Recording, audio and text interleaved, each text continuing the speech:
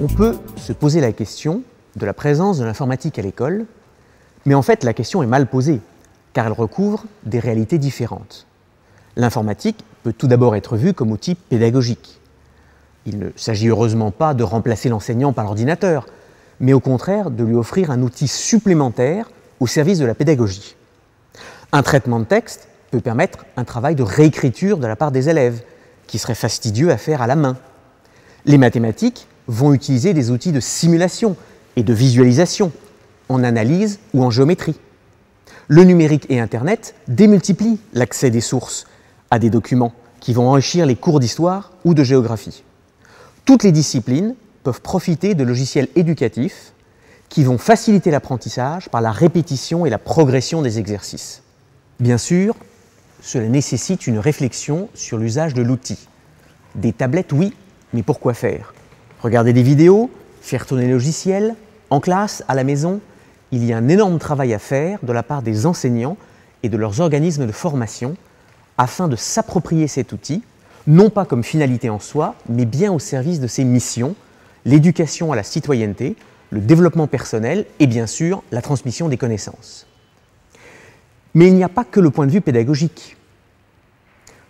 Le monde se numérise et de plus en plus d'activités et de réalisations reposent sur ce domaine dont le cœur est la science informatique.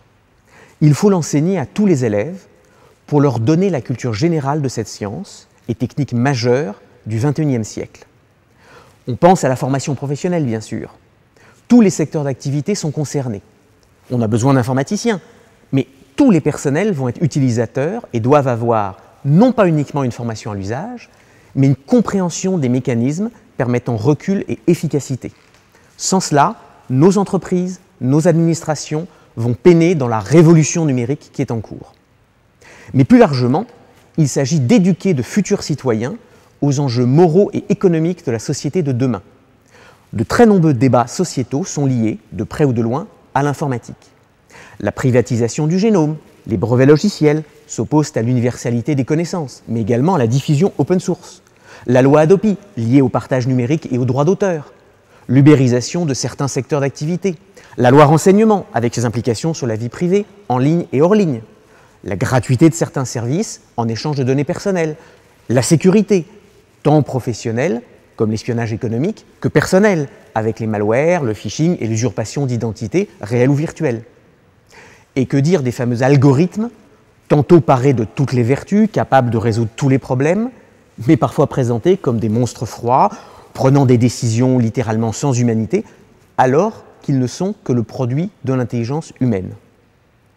Comment peut-on imaginer que des citoyens et des élus puissent avoir des avis et des discussions éclairées sur ces débats et enjeux de société si les bases et les concepts mêmes qui les sous-tendent ne sont pas compris et assimilés?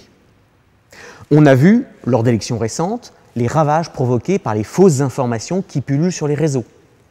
Une certaine éducation à la science informatique, bêtement déjà comment ça marche, permettrait aussi de dissiper l'aura magique qui entoure trop souvent l'ordinateur et Internet et a tendance à annihiler tout esprit critique. Doucement, les choses bougent. Les premiers enseignements d'informatique arrivent du primaire au lycée.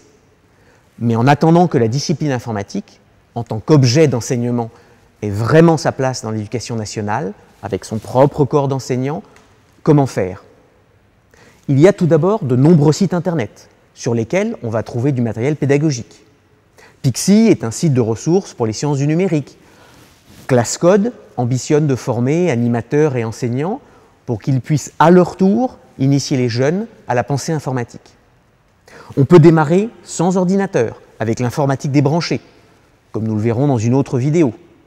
On peut aussi se lancer avec les nano-ordinateurs, extrêmement bon marché, comme le Raspberry Pi, qui a été explicitement conçu pour encourager l'apprentissage de la programmation et à une très active communauté de bidouilleurs et d'enseignants qui foisonnent de projets éducatifs. Aidons chaque jeune à devenir un citoyen éclairé, à construire son avenir et à trouver sa place dans une société devenue numérique.